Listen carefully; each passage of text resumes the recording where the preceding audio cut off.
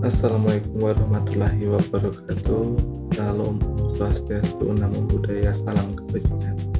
Perkenalkan, nama saya Cahyo Satrio Piningin dari kelas 2B Pendidikan Non Formal dengan NPM A1J025044. Baiklah, di sini saya akan sedikit menjelaskan mengenai materi wujud dan unsur kebudayaan mata kuliah Sosiologi dan Antropologi Pendidikan.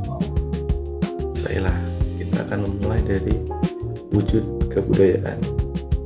Berdasarkan pandangan beberapa ahli seperti Telkat Person, Al Kluber, J.J. Hoogman, dan Kujadhaningrat, kebudayaan dibagi menjadi 3 bagian.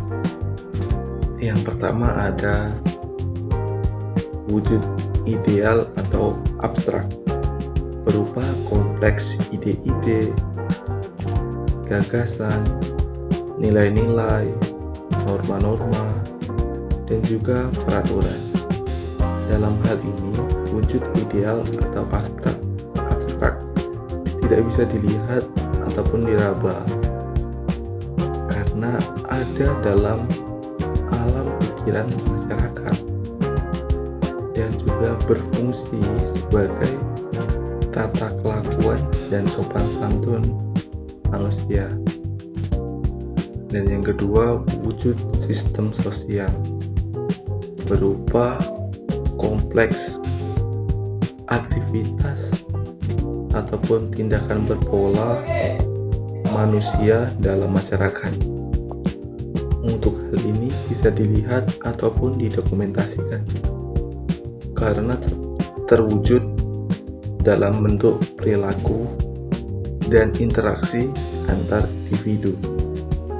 Dan yang ketiga, wujud fisik, merupakan hasil karya dan aktivitas manusia yang bersifat konkret, seperti benda-benda yang dapat kita lihat dalam kehidupan sehari-hari.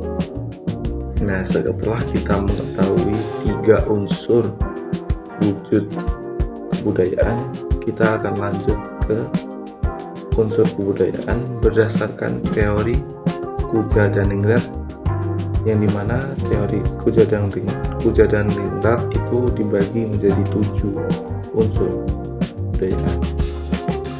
Unsur yang pertama yaitu unsur bahasa, gunanya untuk menjadi alat komunikasi utama untuk menyampaikan ide, gagasan, dan ilmu pengetahuan antar individu di dalam masyarakat.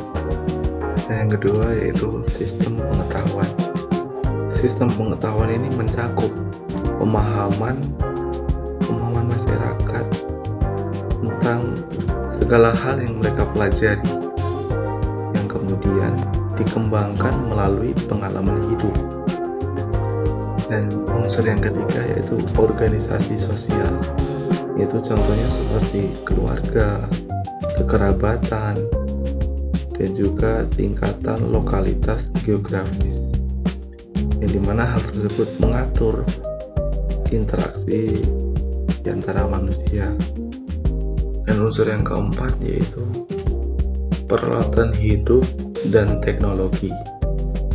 Unsur ini merujuk pada alat produksi, senjata, wadah, pakaian, perumahan, dan juga transportasi, yang dimana dibuat oleh manusia guna untuk menjadi alat bertahan hidup. Dan unsur yang kelima yaitu mata pencaharian, yang dimana mencakup usaha ekonomi seperti berburu, bercocok tanam, beternak, perikanan, dan juga perdagangan, guna untuk mencukupi kebutuhan kehidupan sehari-hari ataupun kebutuhan dasar daripada manusia tersebut. Dan yang keenam yaitu unsur religi, yang dimana melibatkan emosi, keyakinan, keagamaan, ritual, dan juga konsep sakral yang memberi makna spiritual bagi kehidupan manusia.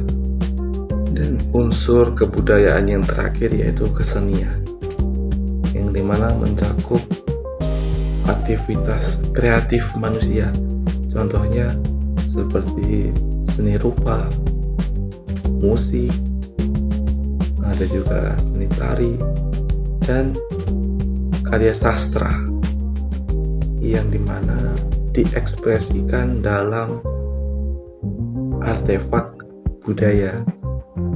Nah, setelah kita mengetahui wujud dan unsur budaya ataupun kebudayaan, sekarang kita beralih ke pengaruh wujud dan unsur kebudayaan tersebut dalam sistem pendidikan ataupun sistem pembelajaran. Wujud dan unsur kebudayaan secara signifikan mempengaruhi sistem pendidikan melalui nilai-nilai, norma, serta interaksi sosial yang membentuk kurikulum, metode pembelajaran, dan juga tujuan dari pendidikan. Di Indonesia, unsur budaya gotong royong itu sangat mempengaruhi sistem pembelajaran berbasis proyek kelompok dalam pendidikan. Contohnya seperti pada kurikulum Merdeka, yang dimana mengintegrasikan nilai kolektivisme untuk meningkatkan partisipasi aktif untuk peserta didik.